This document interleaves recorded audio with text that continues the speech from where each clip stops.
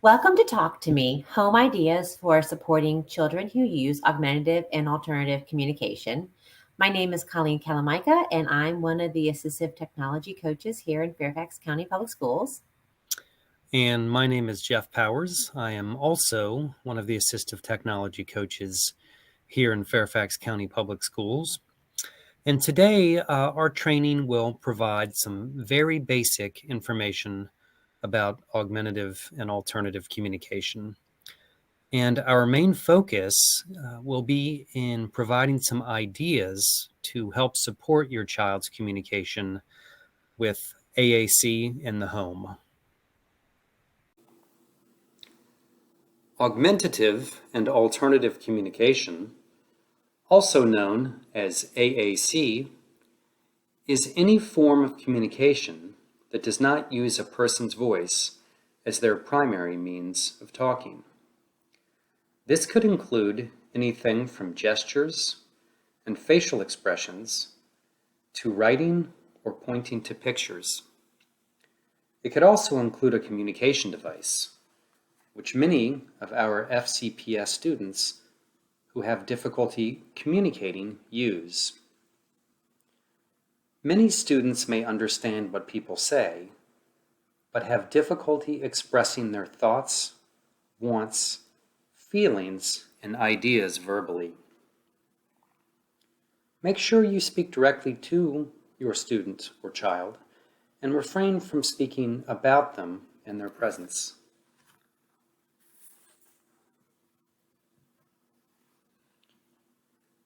Your child might be using light tech AAC, like picture cards, communication books, or simple electronic devices that produce messages when you touch them. Or they might use high-tech communication systems on tablets or iPads.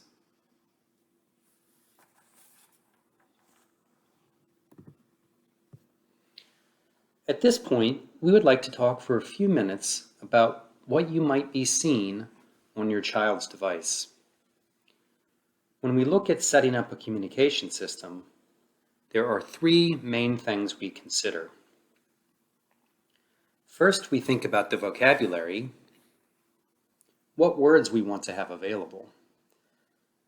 We also have to look at how these words are represented with pictures and/or symbols and words. Lastly, we want to make sure the device is organized in a manner where words are easy to access and are located in consistent places so that the user can easily remember the location of the word.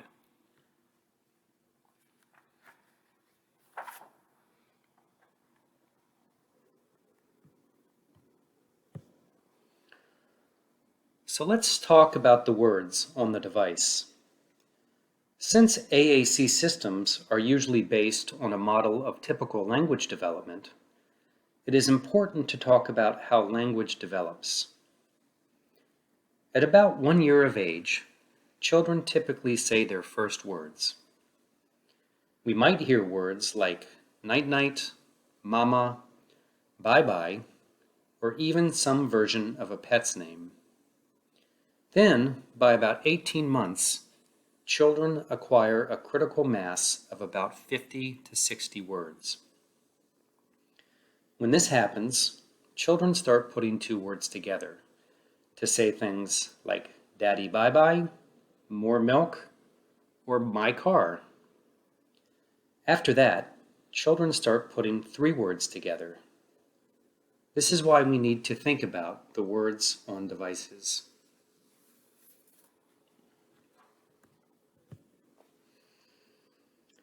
There are two main types of vocabulary we look at when setting up a system to support communication. Core words tend to be words other than nouns, including verbs, adjectives, prepositions, things that tend to describe rather than label. These are words that can be used throughout our day, whether we are at home, at school, or in the community. Fringe words are more topic or situationally specific words and tend to be nouns. So let's just go a little further with these. Core words tend to be a manageable size. So for most of us, it's about 400 words we use over and over again. Core words are useful in all situations. They should be targeted first when teaching language and should be the primary words on the device. Fringe words are a much larger group. However, their use is limited to more specific situations. And they may or may not be included initially on the device, but over time, we want a nice mix of core and fringe vocabulary.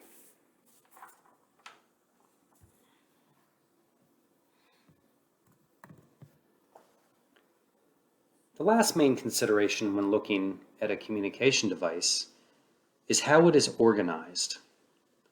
This is where motor planning becomes our best friend. To make our point, think about how you can type out your name on a keyboard without looking. Or think about how easy it is for you to find your favorite apps on your smartphone. Our ability to do this is based on our motor plan. When we do motor movements over and over again, they become automatic and we are able to do it without thinking about it. This is what we want for our AAC users, and that is why we try to keep the location of words in the same place.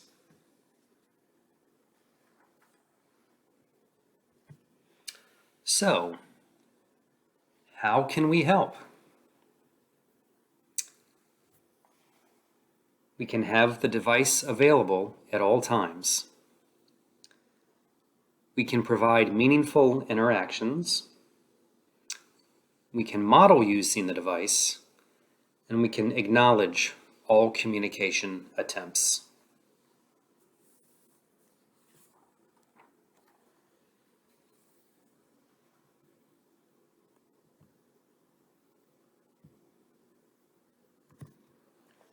The first idea is basic, making sure the device is available to use. It may sound simple, but we recognize this can be a real challenge. After a busy day at school or work, finding time to get the device out to use with your child can be stressful. If you are able, identify an activity that is fun and routinely done at home. We suggest you start there. Some examples may be sitting down for a few minutes to eat your favorite snack, or just sitting on a couch to watch a favorite video together. If you can find small periods of time to pull the device out, you'll be able to celebrate small communication successes throughout your day. If the device is going home, we ask that you please plug it in nightly so it's ready to go for the next day.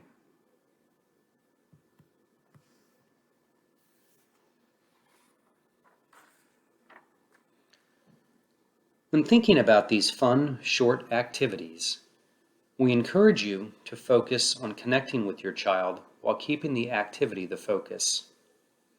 Next, let's think about interactions.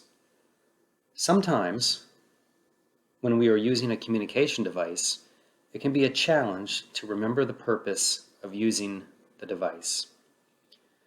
So please, let us remind everyone that the purpose for the device is that we want to connect with the child, and we want to enable the child to connect with us. The purpose is not to control what the child is doing or what our child is saying. So when we are using and supporting devices, try to engage children in activities they enjoy. Instead of focusing on the device, focus on the activity and use the device as a tool that supports engaging in that activity.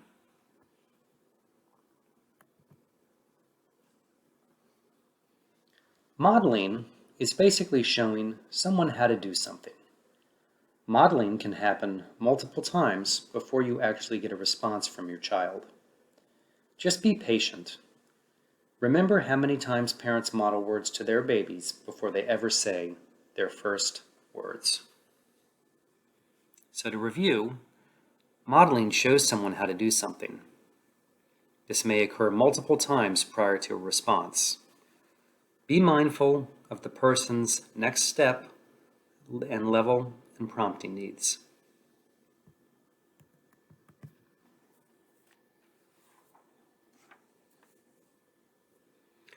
What does modeling look like with students who use AAC? In order to do this, speak your message to your child. As you speak, touch the picture on the device or on the printed card while verbally emphasizing the word you are saying. For example, if your child is on the swing and you are pushing her, you can stop the swing. When the child shows signs she might be ready to swing more, you can show her the device and say, "Let's go." When you say go, touch go on the device and then give her a nice push.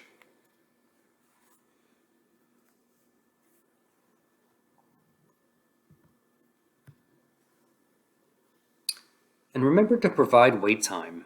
The amount of time you are silent after asking a question, modeling the phrase, or providing a prompt is our wait time. And why should we wait? There are a couple of reasons. First, it gives your child time to process what you have asked or said and to plan out a response. Second, it gives your child a chance to respond. Many of our children are delayed in their processing time, and some also have fine or gross motor delays or disabilities that impact their ability to get their bodies to do what they want them to do.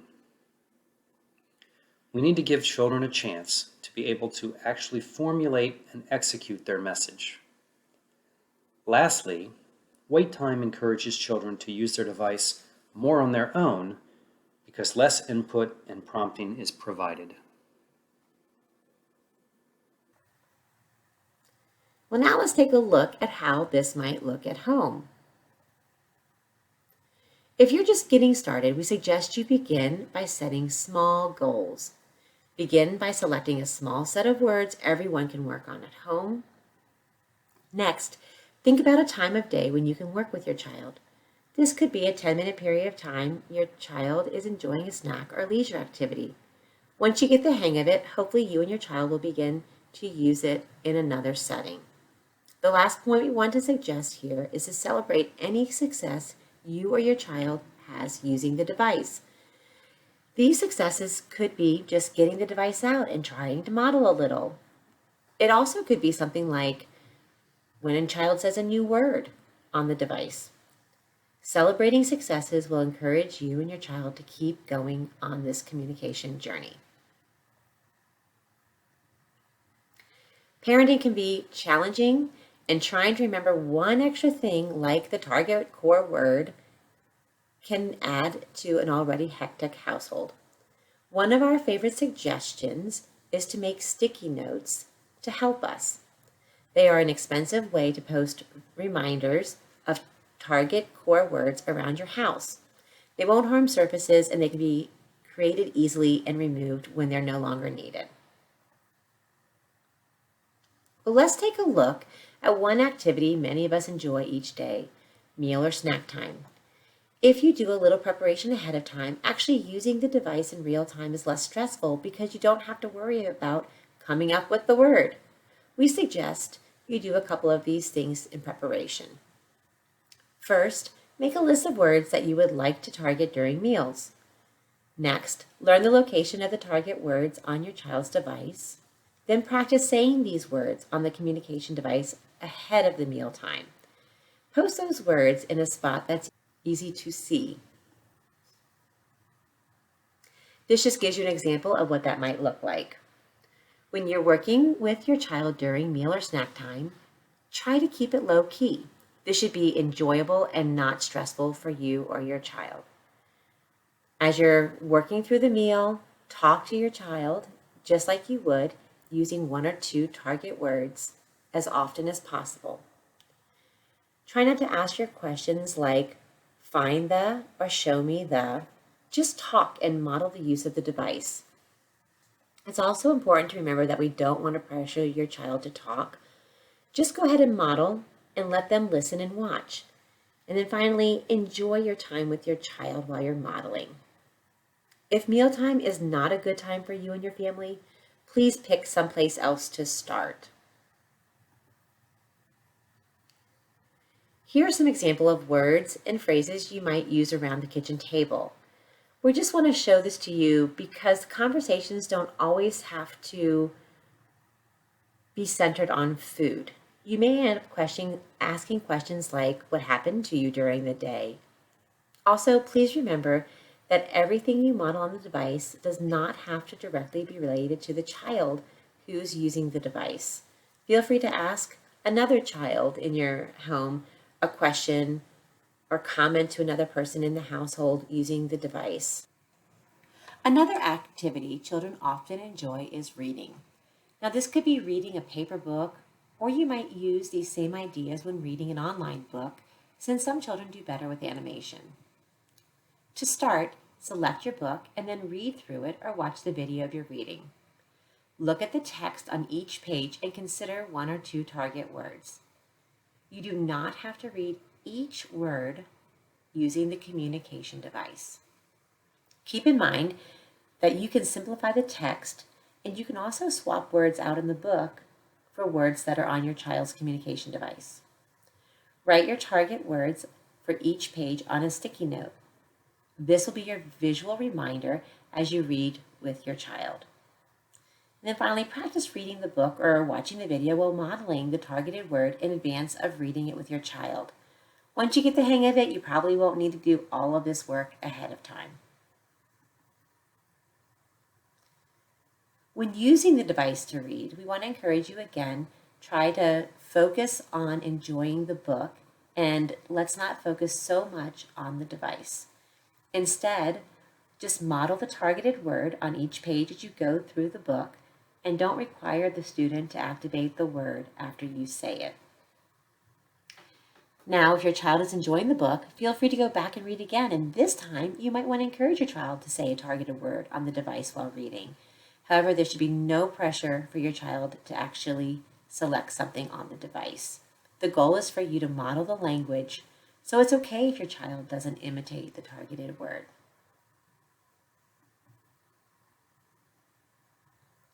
Play activities for your child may include things like games, building activities, or sensory toys. When planning to use AAC for fun activities, many of the suggestions we provide when looking at meals and reading apply to leisure activities as well. Also, please remember that if you are using the device during multiple times during the day, it's absolutely fine to work on those same few words during each of these activities.